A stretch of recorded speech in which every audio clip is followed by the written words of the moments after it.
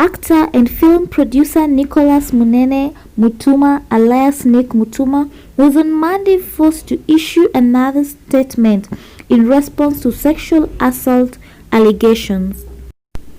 The allegations have resurfaced just a few days after his film Sincerely Daisy premiered on Netflix, with some Kenyan women calling for it to be pulled down.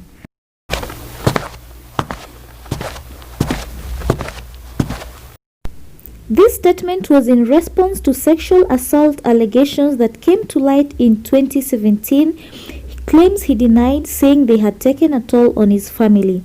In a statement, the father of one narrated how the claims have affected his family and continued to affect the people in his personal and professional life. This is what he wrote.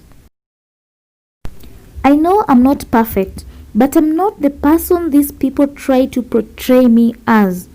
Every day I work towards being a better person, but it is so hard to do that when people are constantly being pulled back by people that are convinced that you are a monster."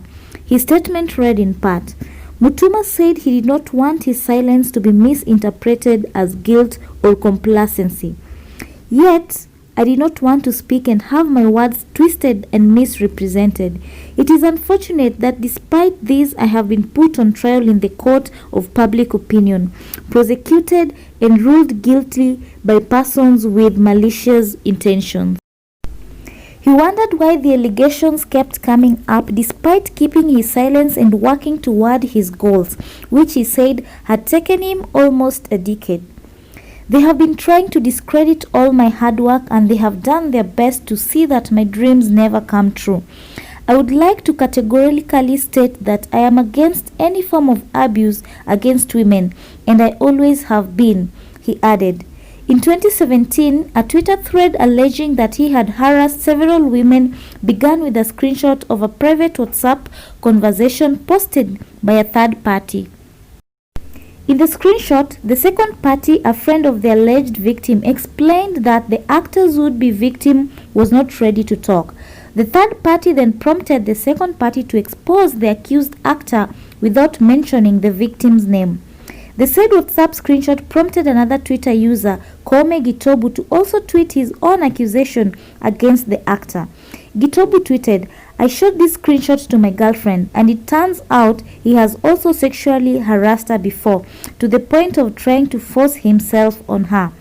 Mutuma denied all allegations. Those who emerged to support him maintained that the claims were malicious gossip. "I entirely deny the story that is currently circulating about me. I'm extremely distressed that I'm being linked to this. I am passionate about creating an environment where women feel free and are safe and respected," Mutuma said that then. He also added that it is unfortunate that in an era of information, a lot of misinformation is spread across the internet. A person can lose everything in less than 140 characters without even being given the opportunity to defend themselves. And when this story resurfaced again, Kome Gitobu had this to say on his Instagram. "So after this at Nick Mutuma issue resurfaced, my partner and I have been discussing how best to go about all this. To be very clear, this was an issue Nick and my family resolved back in 2017, and we since moved on from. This is what my partner has to say." Those were Kome Gitobu's sentiments, and this is what Rachel said. "This is something I thought I had put behind me.